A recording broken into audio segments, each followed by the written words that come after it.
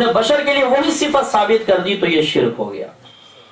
یہ جو اعتراض ہے یا رسول اللہ کہنا شرک ہے جو کہا جاتا ہے، وہ اسی لیے کہا جاتا ہے کہ دور سے سننا تو کو کہتے ہیں اللہ ہی سن سکتا ہے. ایک مخلوق ایک عام آدمی دور سے کیسے سن سکے گا؟ کیا آپ بغیر موبائل کے، بغیر نیٹ وغیرہ کے، بغیر کوئی ٹی وی وغیرہ آن کیے، ریڈیو آن کیے کسی آدمی کی آواز پاکستان سے یہاں سن سکتے ہیں؟ نہیں سن سکتے. کیوں؟ اس لیے کہ آپ بشر ہیں. لیکن کیا اللہ سن سکتا ہے؟ جی ہاں سن سکتا ہے، اس لیے کہ وہ خالق و مالک ہے، اس کی صفات بڑھ کر ہے. تو اس لیے جب تم نبی کے لیے یہ چیز ثابت کرو گے کہ وہ مدینہ منورہ میں بیٹھ کر تمہاری آواز سن رہے ہیں تو یہ شرک ہو جائے گا. اس کا جواب یہ ہے کہ ہمارا دعویٰ یہ ہے کہ ہمارا رب تو دور کی آواز سنتا ہی نہیں ہے. سبحان اللہ. تو ذرا سمجھیے گا اس کو، ہمارا رب دور کی آواز سنتا ہی نہیں، اس لیے کہ وہ چیز لا کر پیش کی جائے کہ جس سے ہمارا رب دور ہے. وَإِذَا سَأَلَكَ عِبَادِي عَنِّي فَإِنِّي قَرِيبٌ. اللہ تعالیٰ نے ارشاد فرمایا حبیب جب یہ لوگ میرے بارے میں آپ سے سوال کریں کہ رب کہاں ہے، فَإِنِّي قَرِيبٌ، تو انہیں کہہ دیجئے کہ بے شک وہ تو قریب ہے. سبحان اللہ. تو جواب یہ ہے کہ ہمارا رب تو قریب کی آواز ہی سنتا ہے، دور کی آواز سننا اللہ کا نہیں نبی کا خاصہ ہو سکتا ہے. نعرہ تکبیر، نعرہ رسالت، نعرہ تحقیق. اور اس کا ایک محفوظ جواب میں آپ کو بتا دیتا ہوں کہ دیکھیے ہمارا اعتماد نبی کے سننے پر نہیں ہے، ہمارا بھروسہ ہے اللہ تعالیٰ کی قدرت پر. میں آپ سے کوشچن کرتا ہوں کہ ٹھیک ہے طاقت بشری تو اس کی متحمل نہیں ہو سکتی کہ وہ دور کی آواز سن لے، لیکن کیا ہمارا رب اس پر قادر ہو سکتا ہے کہ نہیں کہ وہ دور کی آواز کسی تک پہنچا دے؟ قادر ہے کہ نہیں ہے؟ ہمارا یہی دعویٰ ہے کہ جب ہم یہاں سے پکارتے ہیں تو اللہ تبارک و تعالیٰ اپنی قدرت سے ہماری آواز کو نبی کے کانوں تک پہنچا دیتا ہے، اور جب وہ پہنچا دیتا ہے تو ہمارے نبی سن بھی لیتے ہیں. اب آپ بتائیے آپ کو اللہ کی قدرت پہ کوئی شبہ ہے؟ نہیں ہے تو پھر نبی کے سننے میں بھی شبہ نہیں ہونا چاہیے، اس لیے کہ وہ تو قدرت الہی کے تحت سن رہے ہیں، اللہ کی عطا سے سن رہے ہیں. وہ طاقت بشری کے تابع ہو کر نہیں، اپنے رب کی قدرت کے تابع ہو کر ہماری آوازوں کو سن رہے ہیں، تو اس میں شبہ کیا؟ سبحان اللہ، سبحان اللہ. ایک دوسرے مکتبہ فکر جو اہل سنت سے اختلاف رکھتے ہیں ان کے ایک عالم ہے رشید گنگوہی، ان کا ایک فتاوی ہے فتاوی رشیدیہ. اس میں یہی کوشچن ہوا کہ نبی کو یا رسول اللہ کے ساتھ ندا دینا یا کے ساتھ ندا دینا کیسا ہے. اس کا جواب انہوں نے یہی لکھا ہے، یاد رکھیے. انہوں نے کہا کہ اگر کوئی اس بات کا عقیدہ رکھتا ہے کہ وہ دور سے پکارے گا تو اللہ تبارک و تعالیٰ اس کی آواز نبی کے کانوں تک پہنچا دے گا، تاکہ قدرت مان کے جب یہ عقیدہ رکھے گا تو بالکل جائز درست ہے. اور اگر یہ عقیدہ رکھے کہ اللہ کے عطا کے بغیر نبی خود براہ راست سن لیں گے تو یہ کفر و شرک ہے. ہم کہتے ہیں اس میں 100% ہمیں اختلاف نہیں ہے، کیا بات، ایک لمحہ اختلاف نہیں ہے کہ بالکل اللہ کے عطا کے بغیر کوئی ایک آدمی سامنے والے کی آواز نہیں سن سکتا. دیکھیے اللہ تعالیٰ بہرا بنا دیتا ہے جب آدمی کو، سامنے بیٹھا ہوا کیا آپ کان میں سرگوشی کریں گے نہیں سن سکے گا، اس لیے کہ اللہ نہیں چاہ رہا کہ اس کی آواز اس کے کان تک پہنچے، نہیں سن سکتا. اور اللہ چاہے تو 3 میل دور سے ایک چیونٹی اپنی چیونٹیوں سے کلام کرے تو سلیمان علیہ السلام اس سے کلام سن کے مسکرا اٹھے. سبحان اللہ، سبحان اللہ. قرآن سے ثابت ہے. تو اللہ تبارک و تعالیٰ دور تک آواز پہنچانے پہ قدرت رکھتا ہے. اسی اللہ کی قدرت پر اعتماد اور بھروسہ کرتے ہوئے ہمارا دعویٰ ہے کہ اللہ تعالیٰ ہماری آواز نبی تک پہنچاتا ہے اور آپ سماعت فرماتے ہیں. تو یہ وساوس دور ہونے چاہیے. اب آئیے اس طرف کہ نبی کریم صلی اللہ علیہ وسلم کی کے لیے جو ہم حاضر و ناظر کا دعویٰ کرتے ہیں اس کی جزیات کہاں سے ثابت ہیں. پہلا ہم نے کہا نبی کریم صلی اللہ علیہ وسلم حیات ہیں، اس کی حدیث میں نے عرض کی. دوسرا پوری کائنات کو اس طرح ملاحظہ فرما رہے ہیں جیسے یہ ہتھیلی. اس کے لیے ایک حدیث دیکھیے، سیاہ ستہ کی روایت ہے.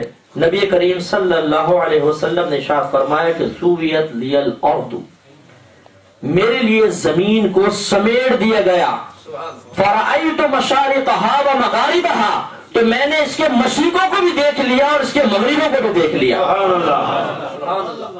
یہ تو نبی کریم صلی اللہ علیہ وسلم کے لیے ثابت ہے کہ آپ نے فرمایا پوری زمین کو میرے لیے سمیٹ دیا گیا، میں نے اس کے مشرقوں کو بھی دیکھ لیا، اس کے مغربوں کو بھی دیکھ لیا۔ شاید آپ کے ذہن میں خیال پیدا ہو یہ تو ایک معجزہ تھا جو ایک وقت میں ظہور پذیر ہوا اور ختم ہو گیا، اس کو دوام اور استمرار کے طور پر پیش کرنا کہ آپ کو دائمی صفت حاصل تھی، یہ کہاں سے ثابت ہوگا؟ یہ ثابت ہے قرآن سے، اس لیے کہ اللہ تبارک و تعالیٰ نے ارشاد فرمایا وَلَلْآخِرَةُ خَيْرٌ لَكَ مِنَ الْأُولَىٰ، اے حبیب ہر آنے والی گھڑی فضائل و کمالات و برکات کے اعتبار سے آپ کے لیے پہلی گھڑی سے افضل ہے۔ معجزہ مل گیا، صفت ایک ملی، ایک چیز آپ کو حاصل ہوئی، چھن گئی، بتائیے ترقی ہے کہ تنزلی؟ یہ تنزلی ہے۔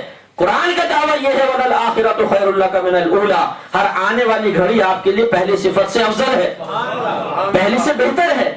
تو لہذا معلوم ہوا کہ نبی کریم کو جو کچھ عطا ہوا وہ اللہ نے واپس نہیں لیا، بلکہ اب اس میں برکت اور ترقی میں ہوتی چلی جائے گی۔ تو آج سے 1500 سال پہلے جو نبی مشارق و مغارب کو ایک مقام پر بیٹھ کر دیکھ رہا ہے، آج اس کی نگاہوں کی وسعت کا عالم کیا ہوگا؟ نعرہ تکبیر، نعرہ رسالت، عظمت و شان مصطفیٰ، عظمت و شان مصطفیٰ۔ چار بندے بول رہے ہو، سرکار کی عظمت نہیں بیان ہوئی؟ عظمت و شان مصطفیٰ۔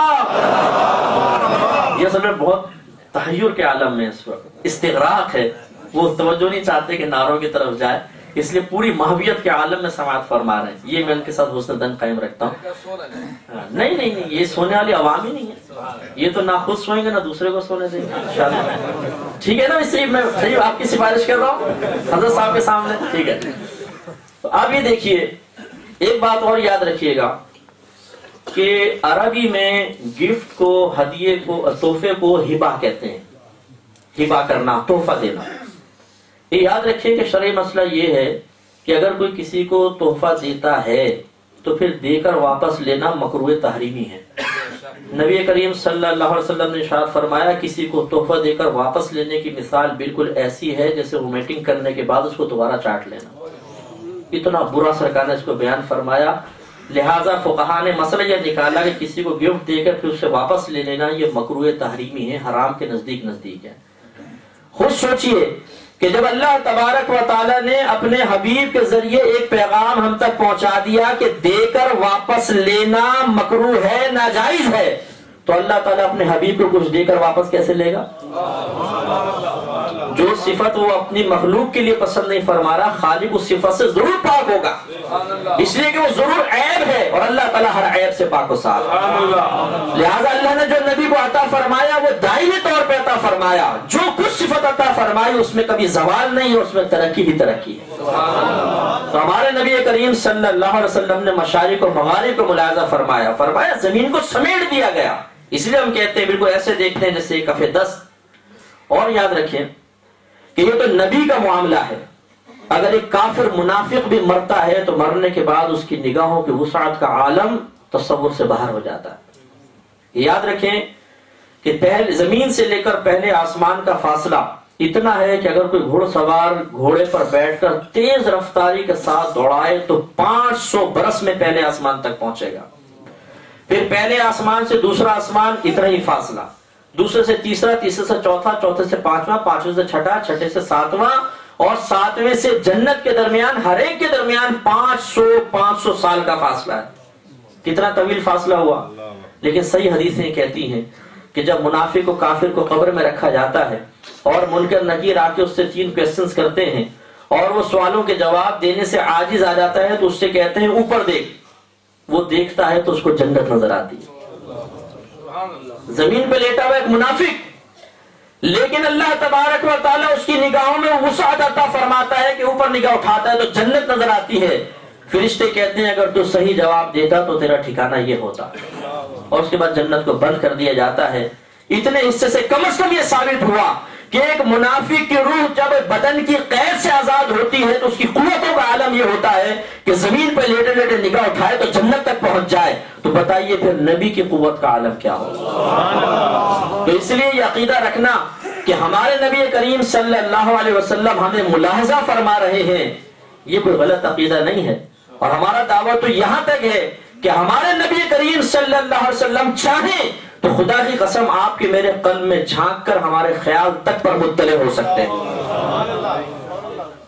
حدیث کے الفاظ ہے کہ واللہ لا یخفى علی رکوعکم ولا خشوعکم، او کما قال رسول اللہ صلی اللہ علیہ وسلم،